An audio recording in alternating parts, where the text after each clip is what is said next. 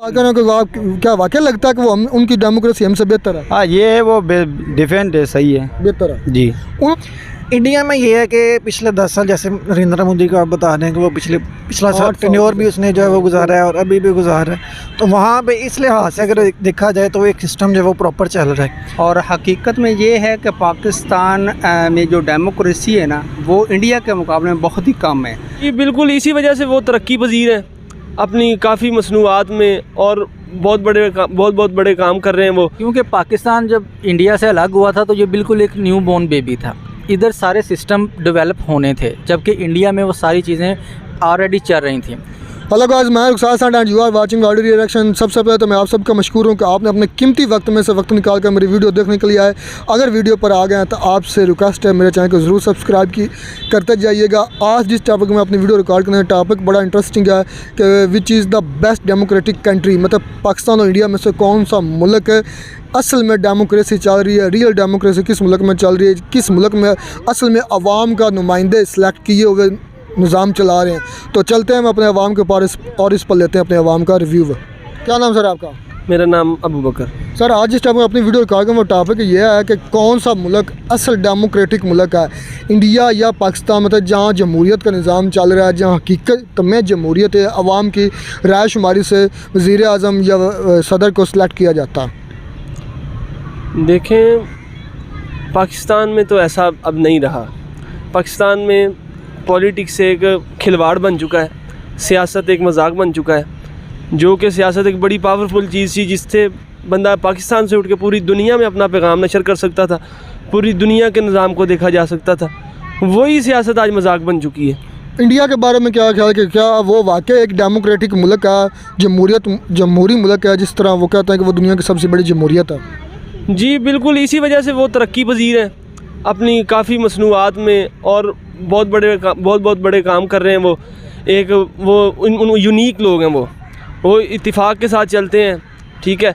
अगरचे वो उनमें मुसलमान भी हैं, हिंदू भी हैं, काफ़ी मज़ाहब है, जी का मुख्तलिफ मज़ाहिब हैं, लेकिन वो सियासत को उन्होंने मजाक नहीं बनाया हुआ, सियासत को एज अ पॉलिटिक्स से लेके चलते हैं। अगर आप सियासत को मजाक बनाते हैं तो उसका मतलब आप अपने मुल्क को मजाक बनाते हैं। हाँ, पूरे मुल्क, बल्कि हमारा जो एक बैकग्राउंड है, हमारा जो इमेज है वो पूरी दुनिया के सामने ख़राब होता है जब सियासतदान ख़राब होते हैं। सबसे बड़ी बात ये है। तो आप क्या समझते हैं जो इंडियन पॉलिटिशियंस हैं वो अच्छे हैं पाकिस्तान के पॉलिटिशियन से? ये अब मैं तो नहीं कंपेयर कर सकता। नहीं, कंपेयर इसलिए मैं कर रहा हूँ कि पाकिस्तान ने जो उनसे आज़ादी हासिल की थी, अलहदा हुए थे, जुदा हुए थे, एक ऐसी ममलकत जहाँ एक तो इस्लाम हो, क्या आपको लगता है पाकिस्तान में वाकई इस्लाम का निज़ाम रह जाए?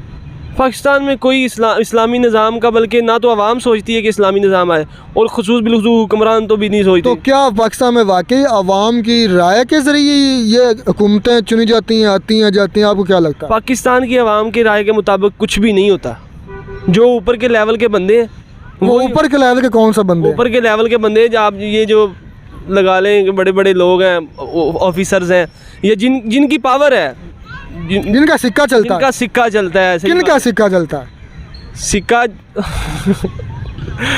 सिक्का मैं अब क्या कह सकता हूँ किसका सिक्का चलता है। नहीं, डर क्यों रहा है? किसका सिक्का चल रहा है? डर नहीं रहा है। अब बात ये है कि हमें इधर, अच्छा ये भी जुल्म है कि एक तो पता भी है आवाम को, और ये भी जुल्म है कि बोल भी नहीं सकते। हाथी के दांत दिखाने के और खाने के, और अब ये हिसाब है। आप बता रहे सिक्का किसका चलता है पाकिस्तान में? मुझे क्या पता किसका सिक्का चलता है? आप पहले तो बता रहे थे कि सियासतदानों को नहीं चलता, किसी और का चलता। वो और जो ताकत है वो कौन सी है? मैं नहीं बता सकता, मुझे पता ही नहीं है क्या ताकत है। आपको पता है, आप बताना नहीं चाहते? नहीं, मुझे पता ही नहीं है। सही खौफ है? नहीं, खौफ किस चीज़ का? हम कौन सा किसी से लेके, एक दिन मरना नहीं, और हम कौन सा किसी से लेके खाते हैं यार भाई। तो फिर वो कौन सी ताकत है जो पाकिस्तान में डेमोक्रेसी को नहीं चलने दे रही? मैं क्या कैसा इंडिया इतना बड़ा डेमोक्रेटिक मुल्क है, दुनिया के बेहतरीन डेमोक्रेसी मालिक में वो शुमार होता है, और हमारी आवाम का कोई भी नहीं सुनता आवाज़। और आप जिस तरह कह रहे हैं कि कोई दूसरी ताकत है, वो कौन सी ताकत है? नहीं, दूसरी ताकत को तो मैंने नहीं बात की आपको। मैंने आवाम की ताकत तो नहीं है, ये बात तो क्लियर। बिल्कुल ऐसे ही है, आवाम की बात की कोई वैल्यू नहीं है। अब इंडिया में आवाम की बात की वैल्यू, इंडिया में मेरी इतनी इंटरेस्ट नहीं, थोड़ा थोड़ा जो है मैंने देखा है वो मैं आपको बता रहा हूँ, मैं हाँ करी जाऊँ। नहीं अच्छा, आप जिस तरह मैं बता रहा हूँ कि वो दुनिया के बेहतरीन डेमोक्रेटिक ममालिक में शामिल है, तो डेमोक्रेसी वहीं कामयाब होती है जहाँ आवाम का मतलब कि रिव्यू हो, जहाँ आवाम के राय शामिल हो। तो आप समझते हैं अगर वो कामयाब बड़ी है तो इसका मतलब आवाम का उसमें इजहार है, राय है, तो मतलब उधर डेमोक्रेसी कामयाब है। देखिए कोई भी चीज़ परफेक्ट नहीं होती, इंडिया में भी खराबियाँ हैं, ये नहीं, मैं नहीं 100% नहीं कह रहा। अक्सरियत के एतबार से उधर ठीक है। और हकीकत में ये है कि पाकिस्तान में जो डेमोक्रेसी है ना वो इंडिया के मुकाबले में बहुत ही कम है।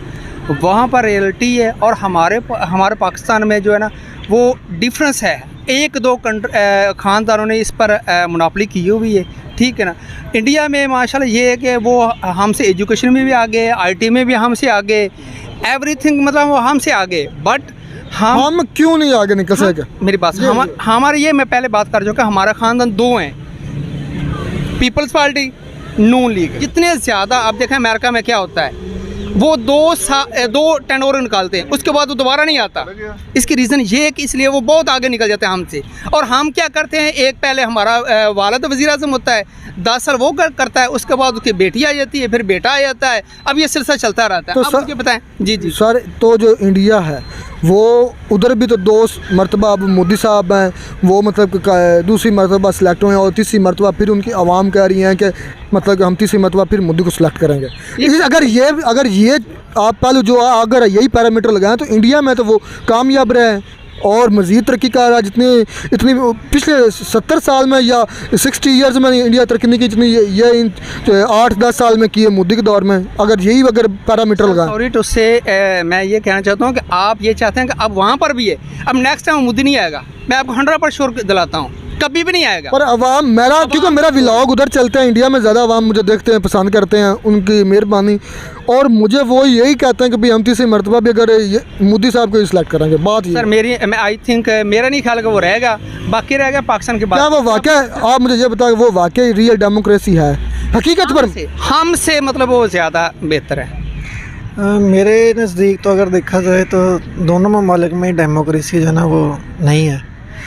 ये एक बादशाह सिस्टम है जो चल रहा है इस वक्त पाकिस्तान में भी और इंडिया में भी। चलें सर, आप ये बात तो मैं पाकिस्तान के लिहाज से तो मैं मान सकता हूँ, क्योंकि पाकिस्तान की मैंने रैंकिंग आज चेक की है। जो रैंकिंग पाकिस्तान की इंटरनेशनल है ना जमहूरी के लिहाज से बहुत ख़राब है। मतलब 167 ममालिक में से 14 नंबर पर Pakistan as a democratic country, और जो इंडिया है वो बहुत ज़्यादा बेहतर है और सबसे बड़ी जो डेमोक्रेटिक कंट्रीज़ हैं उनमें शामिल है। और आप कह रहे हैं कि वो मतलब कि वो भी डेमोक्रेटिक कंट्री नहीं है। अब जो उनके नरेंद्र मोदी PM बने हैं वो जारी बात है आवाम के वोट से बने हैं, और मेरे जारी बात है मेरा चैनल इंडियंस ज़्यादा देखते हैं, और वो कहते हैं कि हम तीसरी मरतबा भी PM मोदी को ही सिलेक्ट करेंगे। इस पर फिर आप जो क्या कहेंगे? इसमें बेसिकली देखें, अगर देखा जाए ना वहाँ की आवाम को अगर हम देखें तो वहाँ पे भी गुर्बत जो है वो तकरीबन यही लेवल है हमारे वाला ही, ठीक है। सर उधर गुर्बत, पाकिस्तान की गुर्बत, मैं आपको इसलिए काउंटर कर रहा हूँ, मैं आपको फैक्ट्स बताऊँगा। इसलिए फैक्ट्स बताता हूँ कि हमारे आवाम थोड़ा सा उनको पता चले कि हम कहाँ खड़े हैं और हमारे हमसाए और हमारे खित्ते के मुल्क कहाँ खड़े हैं। जो उधर पॉवर्टी रेट है वो 10 से कम आ गया, या कह लें कि 4, 5 या 3 तक होगा मैक्सिमम। और पाकिस्तान में जो पॉवर्टी रेट है वो सर 30+ हो चुका है, और मज़ीद बढ़ने का चांस है ये सैलाब की वजह से। आप कह रहे हैं पाकिस्तान इंडिया में पॉवर्टी एक जैसी है। उसमें देखें ना, रीज़न है कि पाकिस्तान में पिछले कई सालों से जो गवर्नमेंट्स हैं उनको इस्टेब्लिश ही नहीं होने दिया जा रहा बार बार। वो कौन इस्टेब्लिश होने दे रहा? मतलब ज़ाहिर बात है, हुक्मरान ही है हमारी। एक गवर्नमेंट, एक पार्टी की अगर गवर्नमेंट आती है तो दूसरी पार्टी जो होती है वो उसको खींचना शुरू कर देती है। तो वो जो काम उन्होंने बेसिकली करने होते हैं वो कंसिस्टेंसी से होते ही नहीं है। इंडिया में ये है कि पिछले 10 साल, जैसे नरेंद्र मोदी को आप बता दें कि वो पिछला साल टेन्योर भी उसने जो है वो गुजारा है और अभी भी गुजार है। तो वहाँ पे इस लिहाज से अगर देखा जाए तो एक सिस्टम जो है वो प्रॉपर चल रहा है। तो सारी बात है, जब एक सिस्टम प्रॉपर चलता है तो चेंजेस आती हैं कुछ ना कुछ। और पाकिस्तान में तकरीबन 4 मरतबा मार्शल लॉ लगा। कभी आपने सुना कि इंडिया में कोई मार्शल लॉ लगा? नहीं, इंडिया में तो कभी हमने नहीं मार्शल लॉ का नाम सुना। तो फिर उधर डेमोक्रेसी कामयाब है ना? जी बिल्कुल। हमारे मुकाबले में अगर हम देखा जाए तो कंपैरिजन में अगर हम देखें तो इंडिया में डेमोक्रेसी जो है वो सारी बात है कि हमसे बेहतर है। चैनल है सर आज जिस टॉपिक पर मैं अपनी वीडियो रिकॉर्ड करने में वो टॉपिक यह है कि क्या पाकिस्तान में रियल डेमोक्रेसी है, पाकिस्तान और इंडिया का कोई कंपैरिजन किया जाए, किस मुल्क में असल डेमोक्रेसी है, किस मुल्क में आवाम की बात मतलब आवाम के नुमाइंदे सेलेक्ट किए हुए गवर्नमेंट चला रहे हैं? वो तो पाकिस्तान में कोई सुनता ही नहीं है आवाम की बातें, हर कोई अपने मफाद के लिए इस्तेमाल करता रहता है, चाहे MP हो MNA हो, हर कोई अपने मफाद तक होता है। पाकिस्तान में जो ये देखा जाए, सर्च किया जाए भी नहीं, यहाँ पर जो गिरे से गिरा हुआ चीज़ यहाँ पे ये है कि आवाम की कोई बात सुनते ही नहीं है। मतलब यहाँ रियल असल डेमोक्रेसी नहीं है? नहीं है बिल्कुल। तो फिर क्या कौन निज़ाम चला रहा है पाकिस्तान का, आपको क्या लगता है? वो तो अल्लाह पाक ही चला रहा है। ताकि मतलब हुकूमत ये जो हुकूमतें आती जाती हैं, ये किन के कहने पर आती है? अवाम के कहने पर अगर नहीं आती तो किसके कहने पर आती हैं? कौन लेकर आता है? पहली बात तो ये है कि हुकूमत जिसकी भी आती है, पहली बात तो ये है कि हम आवाम उनको आगे लेके आते हैं वोट दे के। आवाम यही सोचती है कि ये हमारा भला करेंगे, लेकिन वो अपने मफाद के लिए सारे मिली हुई हैं। पार्टियाँ जितनी भी हैं पाकिस्तान में वो सारी अपने मफाद में मिली हुई हैं। वो हर चीज़ अपने फ़ायदे के लिए सोचते हैं, आवाम के लिए कोई कुछ चीज़ सोचता ही नहीं। तो सर जो इंडिया है जिससे हमने लड़की इख्तियार की थी कि हम ऐसा मुल्क बनाएंगे यहाँ तरक्की होगी, अमन होगा, जहाँ हमारी डेमोक्रेसी होगी, इस्लामी जो रूल्स हैं वो राइज होंगे, क्या इंडिया में आप समझते हैं कि इंडिया हमसे बेहतर डेमोक्रेसी है, उनकी जमहूरियत हमसे कामयाब है?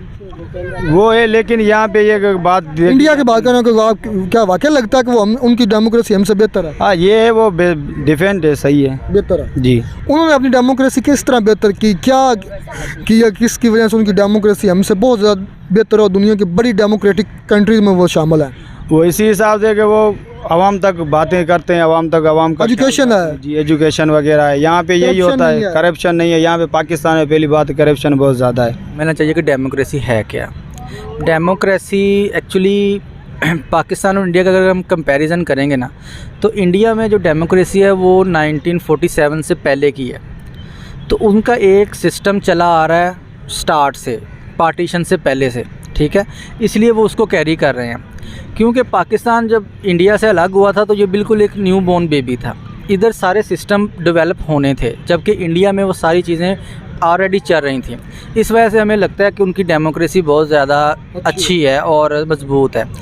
उसमें सबसे पहले तो ये डेमोक्रेसी में आपको हर किसी का मैंडेट जो है ना उसको तस्लीम करना पड़ता है। आप अगर इंडिया के इलेक्शंस को फॉलो करें तो उधर वेरी नेक्स्ट डे इलेक्शन के वो अपनी हार को तस्लीम करते हैं और जिसकी मेजॉरिटी आती है उसको 5 साल के लिए गवर्नमेंट करने दी जाती है। पाकिस्तान का अलमिया ये रहा, इधर हमारे अंदर हार तस्लीम करने का वो ख़त्म हो चुका है कि कोई भी बंदा ये नहीं समझता कि जी मैं इलेक्शन हार चुका हूँ और जो दूसरा मेरा ओपोनेंट है वो जीत चुका है, जिसकी वजह से वो जो हारी हुई पार्टी होती है वो फिर हमारी जो इस्टेब्लिशमेंट है उसके साथ मिल के वो सारी साजिशों में शरीक होते हैं ताकि हमें किसी ना किसी तरह पावर मिल सके। क्या पाकिस्तान में जो गवर्नमेंट आई हैं वो वाकई अवाम के नुमाइंदे आए हैं? सर अवाम के आप ये नहीं कह सकते कि 100% उसमें मसले मसाइल हैं, लेकिन जो 30 से 40% जो ऊपर नीचे चीज़ें होती हैं ना वो इस्टेब्लिशमेंट के थ्रू ही होती हैं। जो अपना विनिंग फैक्टर होता है ना वो इस्टेब्लिशमेंट ही उसको हैंडल कर रही होती है। अब हर इलेक्शन से पहले आप देखें कोई ना कोई एक ऐसी मूवमेंट चल पड़ती है अपने मुल्क में, कोई ना कोई ऐसा एक वाक़या रूनमा हो जाता है जिसकी वजह से वो जो मेजॉरिटी वाली गवर्नमेंट है उसको मिनॉरिटी में चेंज करने की कोशिश की जाती है। इस्टेब्लिशमेंट का ये है कि वो चाहते हैं कि हर चीज़ जो है ना हमारे ताबे रहे, जिस तरह हम कहते हैं हम उस तरह करें, और वो ये समझते हैं कि शायद वो सबसे ज़्यादा खैर ख्वाह वो पाकिस्तान के हैं, वो अपने आप को सबसे ऊपर रखते हैं। होना ये चाहिए पाकिस्तान के अवाम को फैसला करने दे कि वो किसको समझते हैं अपने लिए बेहतर, ना अपने फैसले अवाम पर थोपे। सर बात यह है कि पाकिस्तानी अवाम पहले नंबर पे तो ये है कि पाकिस्तान की अवाम इतनी पढ़ी लिखी नहीं है। एक आम इंडिया की क्या बात है, इंडिया में आप क्या अगर उधर डेमोक्रेसी कामयाब आप कह रहे हैं तो इसका मतलब उधर अवाम पढ़ी लिखी है, अपना हक लेना जानती है। तो बात यहीं से स्टार्ट की कि उनका जो डेमोक्रेसी का सिस्टम है ना वो 200-300 साल पहले से चलता आ रहा था। उनके पास एक प्रॉपर निज़ाम मौजूद था और उनके अंदर एक तो कभी इस्टेब्लिशमेंट का रोल नहीं रहा और किसी भी गवर्नमेंट को गिराने में या बनाने में उनकी आप देख लें किसी किस्म की इस्टेब्लिशमेंट हम फ़ौज को ही कहते हैं, जो ये सब जानते हैं, तो उनकी फ़ौज कभी भी पॉलिटिक्स। सर आप तो हिम्मत करके बोल रहे हैं, मैंने एक भाई से इंटरव्यू लिया था, उसकी ज़ुबान से ये लफ्ज़ नहीं निकल रहा था, पता नहीं क्यों, हालांकि पता सबको है। देखें सबको पता है कि ये कैसे हो रहा है, क्या हो रहा है, कि किसी की गवर्नमेंट को कैसे गिराना है। वो लोग पहले खुद से भी सामने नहीं आते थे, लेकिन अब तो जो हालात हो गए वो खुद सामने आ रहे हैं। वो कहते हैं जी हमने नहीं किया, एक्सपोज हो रहे हैं। वो डरते नहीं हैं, वो भी नहीं डरते, और अब आवाम भी नहीं डर रही। सीधी सी बात है। तो इस तरह वैसे है तो पाकिस्तान के लिए नुकसानदेह अगर अवाम और एस्टेब्लिशमेंट के दरमियान, अगर लॉन्ग टर्म आप सोचें ना तो ये नुकसान है। देखें, एक प्रोसेस को चलने दें, एक गवर्नमेंट आए और उसको 5 साल पूरे करने दें। 2 3 4 टर्म्स होंगी तो आहिस्ता आहिस्ता वो प्योरीफाई हो जाएगा सिस्टम, अच्छे लोग ऑटोमेटिक ऊपर आ जाएंगे। तो अगर आप एक चलती हुई गवर्नमेंट को डिस्टेबलाइज करके चेंज करेंगे तो वो ये कभी भी निज़ाम सीधा नहीं हो सकता। मतलब आप जिस तरह आप बात करें इससे यही ज़ाहिर हो रहा है कि इंडिया बेहतरीन अभी भी 1947 के बाद भी अभी भी उनकी डेमोक्रेसी जो बहुत बेहतर चल रही है। यार इंडिया में आप देखें ना कि जब से ये मोदी की गवर्नमेंट आई है, हम तो कहते हैं मोदी बड़ा बुरा है या उसने ये किया वो किया, लेकिन वो अपनी आवाम के लिए बहुत अच्छा है। उसने अपनी आवाम के लिए जो काम किए ना, मैं एक दुबई में था 2-3 महीने पहले, तो उधर मेरी एक सिख भाई से बात हो रही थी। वो कह रहा था कि जब तक मोदी ज़िंदा है ना वो उधर का प्राइम मिनिस्टर रहेगा। तो इसका ये मतलब है, वो कहता है उसने अपनी आवाम के लिए बहुत सारे काम किए हैं जो इससे पहले वाली गवर्नमेंट्स ने नहीं किए। तो ये देखें उनका निज़ाम एक चल रहा था स्टेप बाई स्टेप, और वो इस लेवल पे पहुंच गए हैं। अब देखें उनकी जो फॉरेन पॉलिसी है वो रशिया के साथ भी काम कर रहे हैं, वो अमेरिका को भी खुश रख रहे हैं, हर तरह से वो अपना सिस्टम चला रहे हैं। लेकिन पाकिस्तान में कुछ चीज़ें अगर स्मूथली चलेंगी, कोई 10 साल 15 साल इनको चलने दिया जाएगा तो ही कुछ एक अच्छा निज़ाम आएगा, और अच्छे पॉलिटिशियन भी तभी आएंगे। अवाम जो है देखें, जो पॉलिटिशियन काम नहीं करता, जो पार्टी काम नहीं करती, लोग उसको बदल देते हैं नेक्स्ट इलेक्शन में।